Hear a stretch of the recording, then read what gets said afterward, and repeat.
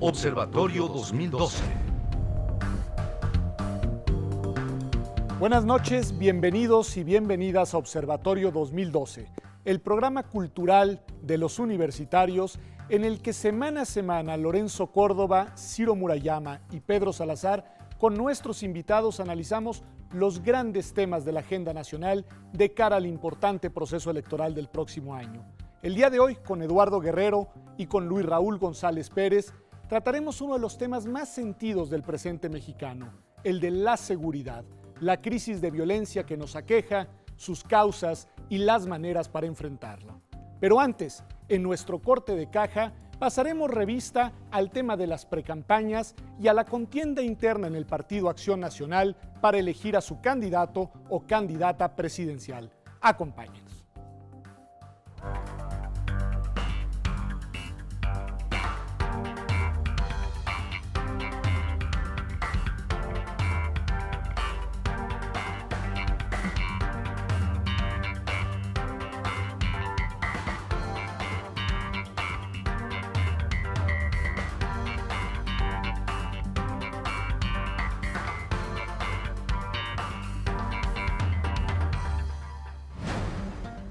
Corte de caja.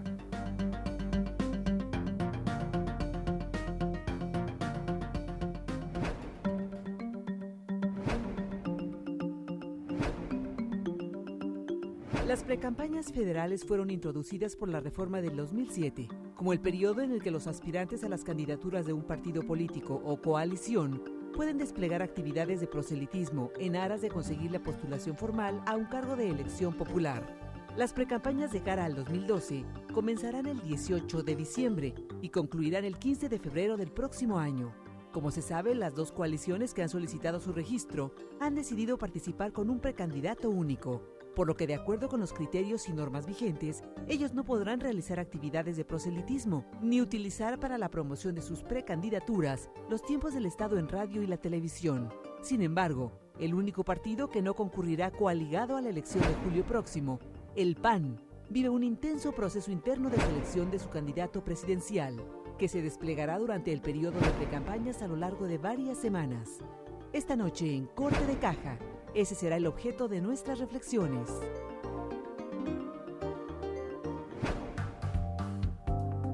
Corte de caja. Buenas noches, gracias por estar de nuevo en Observatorio 2012. Estamos en nuestra sección Corte de Caja, donde pasamos revista a los hechos de los últimos días y precisamente la semana pasada el Club de Periodistas de México entregó el Premio Nacional de Periodismo y en 4 categorías TV UNAM, lo cual nos honra y nos da mucho gusto, ganó premios. Es el caso entre los premios que se entregaron, uno para este programa, Observatorio 2012. Aprovechamos pues para reconocer la labor de todo el equipo que ha venido trabajando con nosotros a lo largo de los últimos meses y que pues en buena medida su trabajo, la calidad de su desempeño explica este premio que por supuesto también compartimos con ustedes quienes le dan sentido a este programa. Pues Lorenzo, Pedro, estamos ya en las últimas semanas del año y en efecto por primera vez en la historia de México en un proceso electoral donde se elige la presidencia están reguladas las precampañas. Sin embargo, no todos los partidos, al menos para el caso de la nominación presidencial, escogieron ir por esa ruta. Legalmente, ¿cuál es el marco que tenemos, Lorenzo? ¿Qué tenemos que entender por precampañas? ¿Cuánto duran? ¿Y por qué unos las podrán usar y otros eventualmente no? Bueno, efectivamente, como bien decías, esta es la primera elección presidencial, hay que decirlo, en la que tenemos federal, consecuentemente, en la que tenemos presencia de este espacio para que, así llamado de precampañas, para que los aspirantes a una candidatura de algún partido político, coalición, de cualquier tipo de cargo público, desde la presidencia hasta los diputados y los senadores, puedan desplegar actividades de proselitismo al interior de sus partidos, insisto, o coaliciones, en aras de obtener la candidatura formal que se registrará más adelante ante el IFE. La regulación establece que cuando se trata de procesos en los que hay renovación de la presidencia de la República, como es el caso del proceso que ya está en curso, La pre-campaña tendrá una duración de 60 días que comenzarán a partir de la tercera semana del mes de diciembre, previo al día de la jornada electoral. Esto quiere decir que este domingo 18 de diciembre están justamente arrancando esos 60 días que se prolongarán hasta el 15 de febrero, que es el espacio pues, para que el proselitismo al interior de los partidos y coaliciones se despliegue. Sin embargo, la ley electoral establece que las precampañas es un momento para que los precandidatos, así en plural, puedan hacer estas actividades en pos de hacerse de la candidatura de quien eventualmente los postule. Esto ha provocado, aun cuando la ley no dice nada más, que haya habido una serie de interpretaciones por parte de la Suprema Corte de Justicia y por parte del Tribunal Electoral, en el sentido de interpretar ese plural, los precandidatos, como en una lógica restrictiva. Esto es, aquel partido coalición que postule un solo o que registre un solo aspirante a la candidatura del cargo de que se trata, no puede realizar actividades de proselitismo. El Tribunal Electoral abrió, a propósito del caso del Estado de México, ustedes recordarán que Erubiel Ávila, cuando se registró ante el PRI para aspirar por la candidatura de la gobernatura de ese estado, se registró solo. El Tribunal Electoral permitió que pudiera hacerse, en estos casos, un despliegue, mostrar los programas que se sostienen ante aquellas instancias de decisión del partido coalición que los postulara.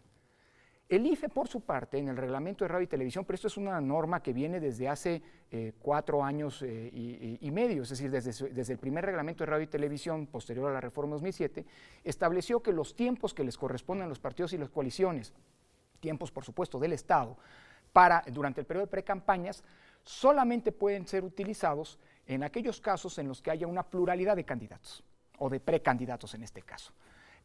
Como saben, como se ha comentado, como aquí mismo hemos comentado, las dos coaliciones, tanto la de la izquierda como la que se articula alrededor del PRI, con el PANAL y el Partido Verde, han planteado un único precandidato, con lo cual están en esta hipótesis. El único partido que en cambio se encuentra en la posibilidad pues, de desplegar en plenitud todas las actividades de proselitismo en pos de definir a su candidato presidencial es el caso del PAN. No así en el caso de las coaliciones, hay que decirlo, para los candidatos a senadores y diputados. Así es.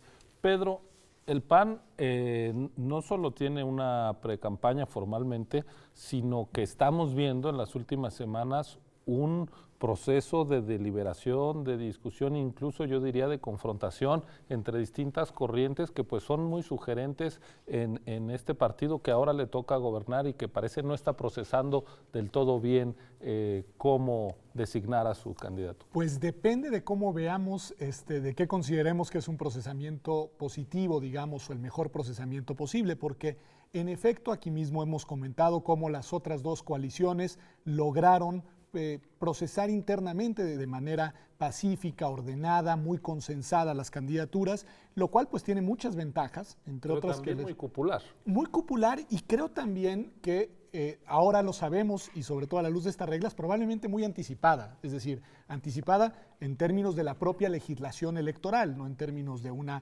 evaluación en abstracto.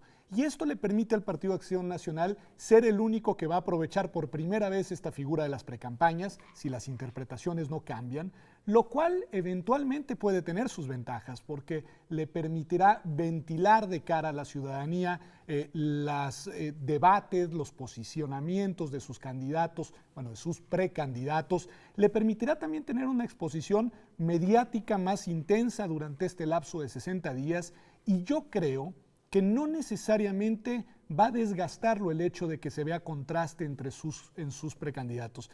A mí me parece que el Partido de Acción Nacional tiene la posibilidad en estos días de, digámoslo así, posicionar una agenda programática de cara a la ciudadanía en la cual queden claros los matices, los distanciamientos también con la agenda de la administración en turno, algo no menor y muy necesario en una contienda como la que viene. Y creo que además por las particularidades que ha venido tomando su campaña, probablemente vamos a poder tener ahí una política de contrastes que nos permita identificar cuál es la agenda propia de quien resulte candidato a este proceso.